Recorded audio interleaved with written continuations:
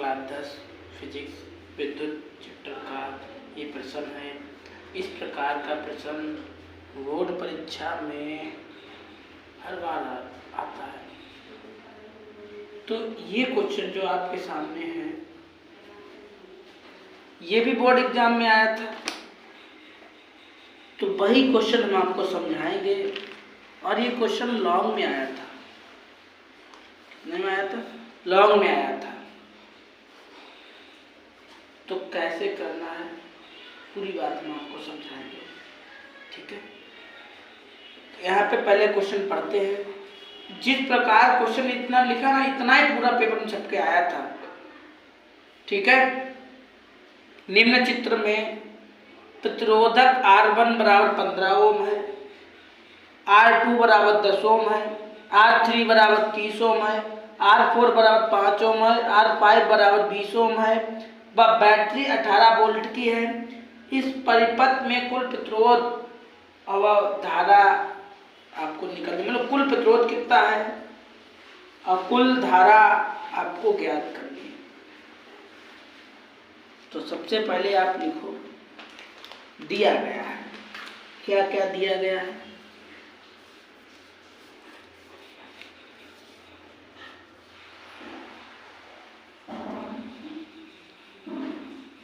दिया है, क्या दिया गया है? R1 बराबर 15 ओम, R2 बराबर 10 ओम, R3 बराबर 30 ओम, R4 बराबर 5 ओम, R5 बराबर 20 ओम, 18 वोल्ट B बराबर 18 वोल्ट। इतनी बात आपको पेपर में दे रखी थी और ये चित्र भी पेपर में आपको दे रखा था, ठीक है। अच्छा, अब क्या करना है आपको?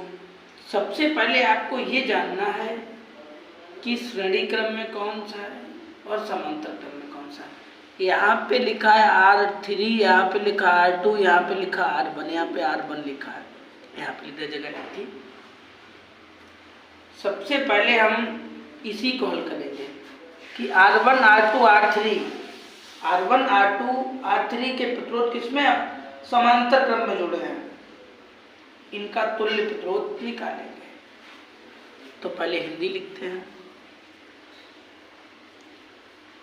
कि R1, R2, R3 के प्रतिरोध परस्पर समांतर क्रम में जुड़े हैं, ठीक है। ये किस में जुड़े हैं? ये समांतर क्रम में जुड़े हैं। अब भाई समांतर क्रम में जुड़े हैं तो समांतर क्रम का सूत्र क्या होता है? सूत्र होता है 1/R बराबर R1, R2, R3, R4, R5, ऐसे कितना भी लिखते जाओ। लेकिन हमसे कुल प्रतिरोध पूछा है, लास्ट में मैं R निकाली हूँ इसलिए हम इसे मान ले रहे हैं, ये R डैश मान ले रहे हैं। मतलब हम जो लास्ट में निकालेंगे तो R का मान निकालेंगे, तो इसलिए R यहीं पे निकल जाएगी ना, इसीलिए हमने इसे R डैश मान लिया है, ठीक है। 1/R डैश को ऐसे लिख लिया। R1 का मान कितना है आपके सामने है 15, R2 का मान कितना है 10, R3 का मान कितना है 30। यहाँ तक तो कोई दिक्कत आपको नहीं होगी मेरे हिसाब से, ठीक है। अच्छा, इतना समझ गए थे। R1 का मान ये 2, 3, 4 जो लिखे ये सब लिख लिया हमने। R1 का मान यहाँ लिख दिया, R2 का मान यहाँ लिख दिया, R3 का मान हमने यहाँ से लिख दिया। अब हम इसे हल करेंगे, पहले तो 10, 15, 30 का एलसीएम लेंगे। पहले तो 15, 10 और 30 का एलसीएम लेंगे। 2 के पाड़े में तो 15 आता नहीं, ऐसे ही उतार लो। 2 के पाड़े में 5 तो आता, 10 तो आता, 2 पंचे 10, 15 दूनी 30। अब 3 से काट दो, 3 पचे 15, 5 नहीं कटेगा, ऐसे कर लो। 3 पचे 15, 5 एकम 5 एकम 5 एकम 5। इन सबका गुणा करो, 5 3 15, 15 दूनी 30। आपका एलसीएम आएगा 30। ठीक है, 15 का पहाड़ा पढ़ो जो 30 से ज़्यादा ना हो, जितने बार जाए उतने यहाँ पे लिखो। तो 15 दूनी 30, निशान लगा है, निशान लगा लो। 10 का पहाड़ा पढ़ो जो इससे ज़्यादा, 10 तियाँ 30, 30 एकम 30, और यहाँ पे लिखा है 1/r डैश, 1/r डैश, ऐसे ही लिख लो। इनको जोड़ो तो 6/30 हो जाएगा। इतना समझ गए? अच्छा, इसका इधर गुणा करो, ये हो गया। इसका इधर गुणा करो, ये हो गया। इतना समझ आ गया? जो भी गुणांक होता है, गुणांक हमेशा कहाँ जाता है? अपान में जाता है।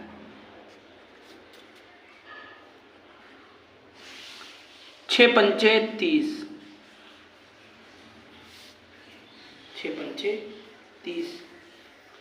इसे तो ये जब हमने इतना हल किया तो मेरा ये जो था ये हल हुआ। अभी तक उतनी देर से जो हम हल कर रहे हैं, अभी तक हमने इसे हल कर पाया था। ये हमारे समांतर क्रम में जुड़े थे।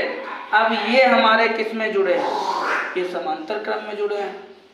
ठीक है, तो इन दोनों को भी भाई इसी तरह से आपको हल करना पड़ेगा। तो इनको दोनों को भी हल करते हैं। क्या कैसे लिखेंगे? देखो कि R4 R5 के प्रतिरोध परस्पर समांतर क्रम में जुड़े हैं। ठीक है भाई, वही सूत्र लगाना पड़ेगा आपको समांतर क्रम में। तो समांतर क्रम का सूत्र आपका वही होता है,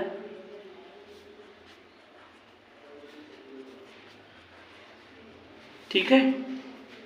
वहां पे आप आर डैश निकाल चुके थे, ये हल्का सा लगा, इसे डैश बोलते हैं। यहाँ पे आप आर डबल डैश ज्ञात करिएगा, आर डबल डैश। ठीक है, तो R4 का मान कितना है? 5। वीडियो को पीछे करो तब देखो, तब दिखाई देगा। R4 का मान 5 है और R4 का मान 5 है। R5 का मान कितना है? 20। ठीक है, इतना समझ गए? अच्छा, इन दोनों का एलसीएम लो। 10 दूनी 20, 2 पंचे 10, 5 एकम 5, गुणा करो 10 दूनी 20।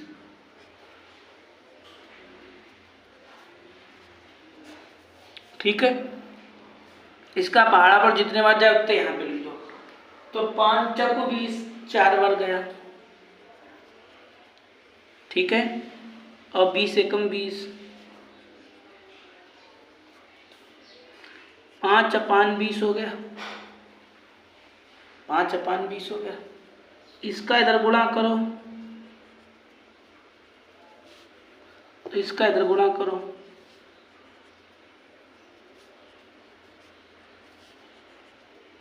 5 चक्कू 20, 4 ओम। यहाँ पे भी 4 ओम लिखना है, वहाँ पे भी ओम लिखना। ठीक है भैया, प्रतिरोध का मात्रक ओम होता है। इतना समझ गए। अब आपका ये भी हल हो गया, अब आपका ये भी हल हो गया। तो अब आपका कैसा ये चित्र होने का समझो जरा। अब हम शॉर्ट में बनाएंगे थोड़ा, ठीक है।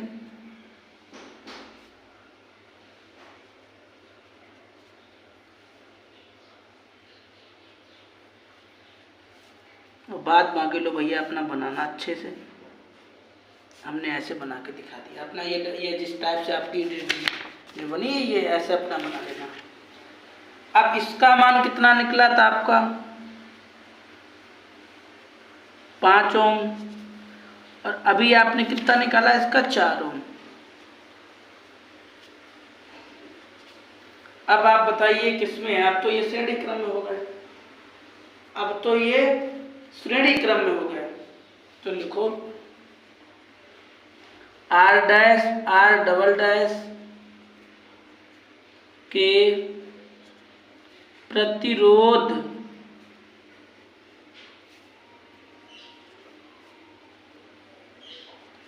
परस्पर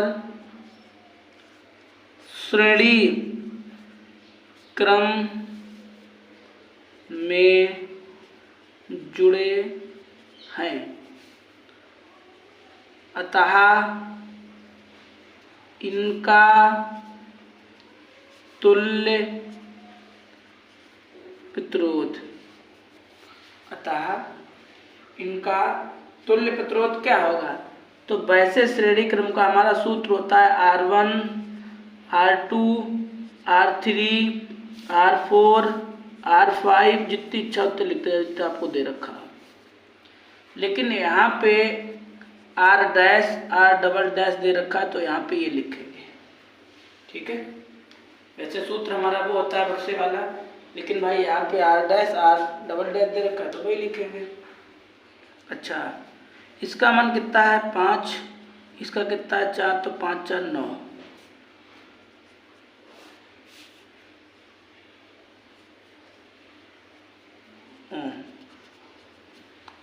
यहां तक तो आपका तुल्य प्रतिरोध निकला, कुल प्रतिरोध जो पूछा था वो निकला। अब आपसे पूछा गया था कि परिपथ में प्रवाहित धारा या धारा पूछी गई थी या कुल धारा पूछी गई थी। तो क्या पूछा गया था, विद्युत धारा की गणना कीजिए। तो ऐसे लिखो, परिपथ है ये, परिपथ, परिपथ में तुल्य धारा, आई से लिखते हैं। सूत्र होता है I बराबर V अपान R, I बराबर V अपान R। V का मान कितना है, पीछे देखो 18 लिखा था। R का मान देखो 9 निकल के आया है, काटो 9 दूनी 18। इसका मतलब क्या होता है, एम्पियर।